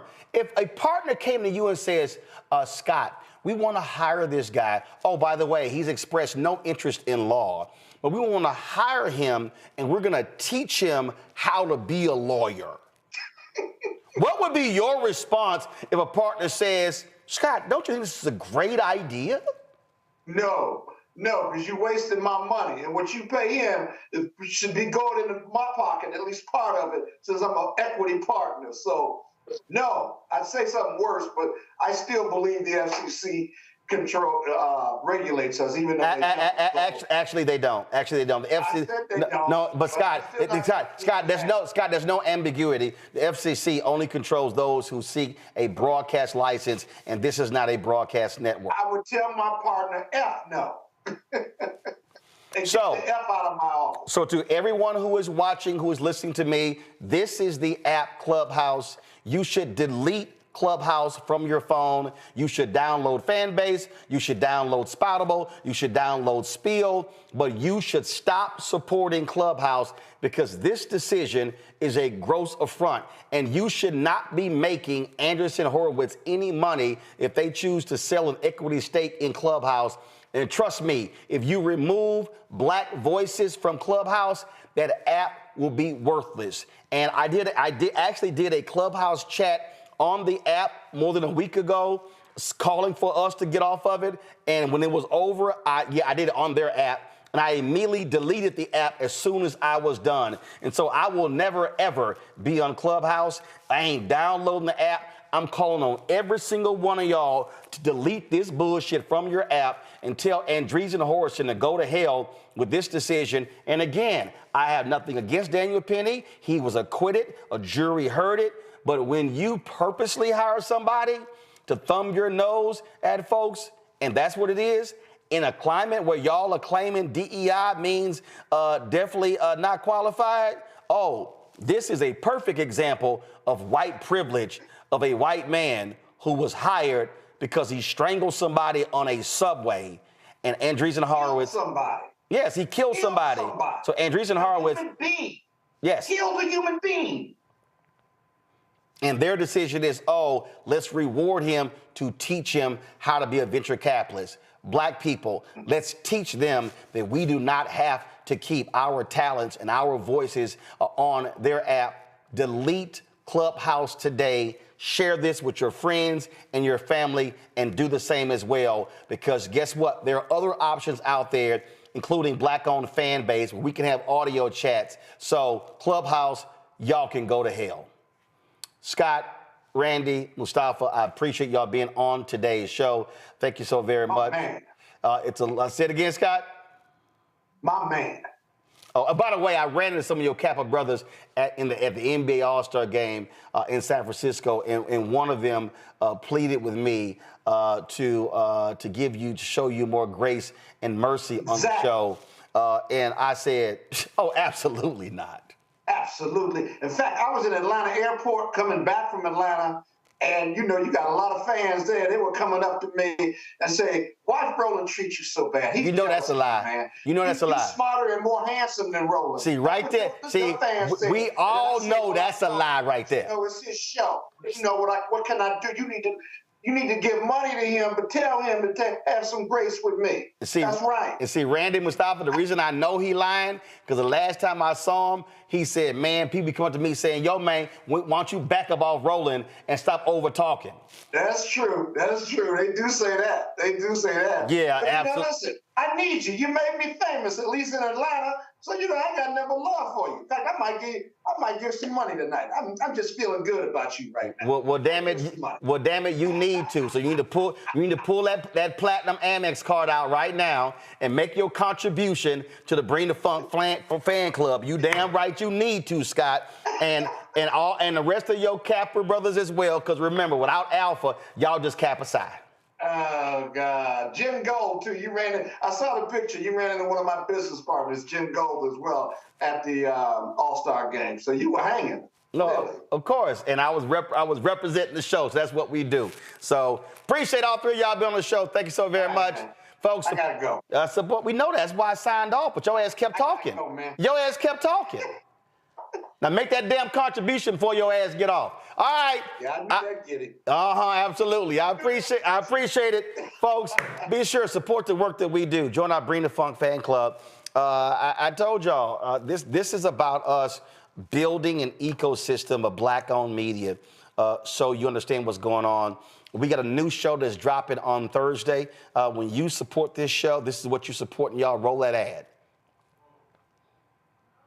Of the new show that's coming. There we go. Abolition focus. Should we aim for reform or abolishing the entire system? Kimon Felix lets us know how much possibility lies in abolition. That is such a radical image because it offers the suggestion, a suggestion that we already know to be true, which is that we have what it takes to take care of each other and to take care of ourselves. Watch us on the Black Star Network, so tune in to The Other Side of Change. So, folks, Jameer Burley and Bria Baker are the co-hosts of that show. We will stream it at 11. Is it what the graphic says? 11 a.m. or noon on Thursday, and then it's going to restream at the conclusion. Let me see here. Yes, it's going to be. Well, it just says this Thursday. I think we drop it at 11 a.m. Eastern on Thursday, and then we restream it at 8 p.m. after my show. So y'all want to check that conversation out. Two millennials hosting that show. Great conversation. And folks, there are some other things that I'm working on, some other shows I'm looking at bringing to Black Star Network. We're looking at creating a business show. So there's a whole lot that's going on. So your support is critical to us building this. And I say this all the time, and this is not hating, it's stating. The work that we do here is not happening at other Black-owned media outlets. It's not. I will put the content that we do every single day on this show, I will put it up against any other Black-owned media outlet, and I'm telling you right now, the interviews and the content that we're kicking out every day is unmatched. You will not see on The Griot. You will not see on The Root. You will not see on Essence. You will not see on Ebony. You will not see on Black Enterprise. You will not see on Blavity. You will not see on Urban One. You will not see on Radio One. You will not see on TV One. You will not see on BET. And I can go on and on and on. So when you're supporting us, you truly are supporting Black-owned media that is speaking to the interests that you care about. We want you sharing our content. We want you reposting our content. We want you bringing in new voices. In the last 28 days, we've added 90,000 subscribers. We are approaching 1.65 million YouTube subscribers. As we stand right now, it's 1,645,934. But here's the deal. 60% of the people who look at our videos on YouTube don't even subscribe. Why do we want you watching our YouTube videos? Because actually, the better payout in terms of from our videos happens on YouTube. The reason we have the Black Star Network app is that way if anybody says we can't run something, we have our own platform to run it on. We try to drive people to our YouTube channel because those views actually drives revenue. But the second line of revenue is critically important to us is when you donate to our Bring the Funk fan club. When we built this, I said to our audience that I wasn't going to send swag, wasn't going to spend the money on, because that merchandise costs money, all stuff costs money, and the reality is we want to put that money into the show. We want to have new shows. We want to hire more producers. I'm going to tell you right now, I'm just being straight up. I have a plan right now that if we're able to generate an additional listen to me clearly, if we're able to generate an additional $2 million in revenue, I will hire 7 staff writers, an editor, and a digital specialist. We will hire actually 2 editors. So 7 staff writers, 2 editors, digital specialists. That's 10 people. We want to turn blackstarnetwork.com into a news portal. We want to be able to be driving anywhere from 10 to 20 written stories every single week that we'll talk about on the show as well to expand what we're doing. That's what I'm talking about when I say what we're trying to do. I want to be able to add another anchor, another reporter to be able to do some reporting, to host another show as well. I want us to have a second daily show. The other shows that we have right now are weekly shows. I want a second daily show that's either in the morning or that's also coming on before mine, in midday or whatever, and that we're so expanding our footprint. And so that's what our goal is. And I told all of you who are watching, listen to me clearly. When we met with our YouTube representative in Chicago, the Democratic National Convention, this is what they told me. They actually said, when they put in Keenan, if we have that graphic, I want you to send it to me if you can, real quick, a screenshot or whatever. They told me that when they grouped us with all of the progressive shows out there. They just put us in that category. So they put us in the same grouping with Brian Taylor Cohen, with Midas Touch, with the Young Turks. These are people with 6 and 7 million YouTube subscribers, much bigger platforms than our 1.65 million. This is what they said to me, and Keenan was on the line with me. They said, we have the highest watch time per viewer than all of those shows. That Roland Martin Unfiltered is number one in the average watch time per viewer. That means that our audience is watching our content longer. They are more engaged than any other progressive platform in the country. Folks, that's what we are building. And that's why we want people who are 50 and 45 and 40 and 35 and 30. We want that 18 to 50 demographic watching as well, because what we do not have enough of today is real fact-based information. We do not care for these other so-called new black media people who just run their mouths. We are about real information, laying out to you real consequences on what's happening in this country. And so your support makes that possible. And so if you want to contribute via Cash App, use the Stripe QR code. Cash App cancel all of our accounts because they changed their rules. And so if you still want to give to us via Cash App, use the Stripe QR code. If you're listening, go to blackstarnetwork.com. Then, if you want to give to us, check a money order. Send your check and money order, P.O. Box 57196, Washington, D.C., 20037-0196. PayPal is paypal.me/rmartinunfiltered. Venmo is venmo.com/rmunfiltered. Zelle is roland@rolandsmartin.com, roland@rolandmartinunfiltered.com. Download the Black Star Network app, Apple phone, Android phone, Apple TV, Android TV, Roku, Amazon Fire TV, Xbox One, Samsung Smart TV. Get a copy of my book, White Fear, How the Browning of America is Making White Folks Lose Their Minds. Get the audio version I read on Audible. Those proceeds come right back into the show. Get our merchandise, Roland Martin Unfiltered, Black Star Network merchandise. Of course, our shirt, hashtag, we tried to tell you, FAFO 2025. Don't blame me, I voted for the black woman. Go to rolandmartin.creator-spring.com. The QR code is on the screen, or you can go to blackstarnetwork.com. And don't forget, I told you, the hell with Clubhouse, delete Clubhouse, download Fanbase. You do audio rooms on the Clubhouse, you can do audio rooms right there on Fanbase. And so download the Fanbase app.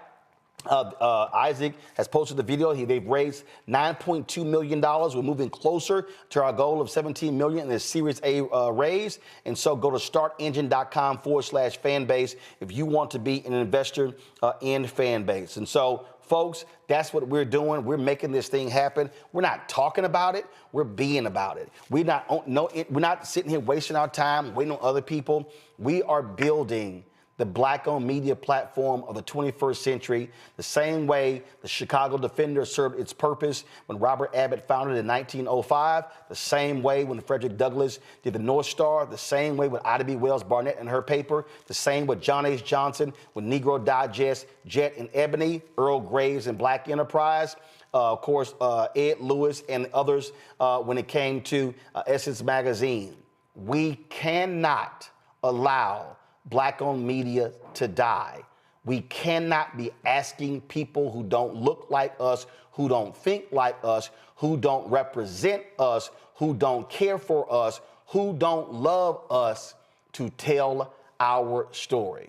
Support this show, support this network. I'll see y'all tomorrow. Holla!